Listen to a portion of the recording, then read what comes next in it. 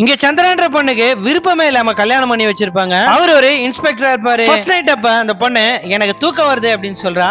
சரிம்மா உன்னோட விருப்பம், நீ போய் தூங்கு அப்படின்னு சொல்றாரு. அடுத்த நாள்ல இருந்து அவரோட சுயரூபத்தை காட்ட ஆரம்பிச்சிடறாரு. பக்கம் எங்கேயும் பேசக்கூடாது, கடைக்கு போக கூடாது, வீட்டுக்குள்ளே இருந்து சமைக்கணும் அப்படின்னு ஆர்டர் போடுறாரு. ஒரு கொத்தரிப்பு மாதிரியே இந்த பொண்ணை வீட்டுல நடத்திட்டு இருக்காரு. ஒரு நாள் மட்டும் நீ மார்க்கெட்டுக்கு போய் வாமா அப்படின்னு சொல்லி அதிசயமா வெளியே அனுப்பிட்டு அந்த பொண்ணோட திங்ஸ் இருக்கிற பாக்ஸ் எல்லாம் எடுத்து ஆராய்ஞ்சிட்டு இருக்காரு. அதுல அந்த பொண்ணு லவ் பண்ணிட்டு இருந்த பையனோட போட்டோ கிடைக்குது. அந்த பொண்ணு மார்க்கெட்ல இருந்து வந்த உடனே இது யாரோட போட்டோ அப்படின்னு தெரிஞ்சுக்கிட்டு அவங்க அப்பா அம்மாவை கால் பண்ணி வர வச்சிடறான். வேற ஒருத்தனை விரும்பின ஒரு பொண்ணை என் தலையில கட்டி என்னை ஏமாத்திட்டீங்க, இதுக்கப்புறம் என்னோட பொண்டாட்டி எப்படி நடத்தணும்னு எனக்கு தெரியும், இதுக்கப்புறம் என் வீட்டு பக்கமே வராதீங்க அப்படின்னு சொல்லிட்டு அனுப்பி விட்டுறாரு. அவங்களும் போறதுக்கு முன்னாடி ஏமா உன் புருஷனை கொஞ்சம் அட்ஜஸ்ட் பண்ணி நடந்துக்குமா அப்படின்னு சொல்லிட்டு சொல்லிடுறாங்க.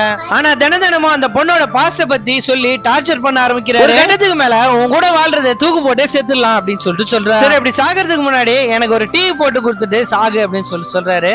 அவளும் கண்ணு முன்னாடி அந்த துணியெல்லாம் கட்டுறா. கடைசியில் அவன் கண்ணு முன்னாடியே தூக்கு போட்டு இறந்து போயிடுறா.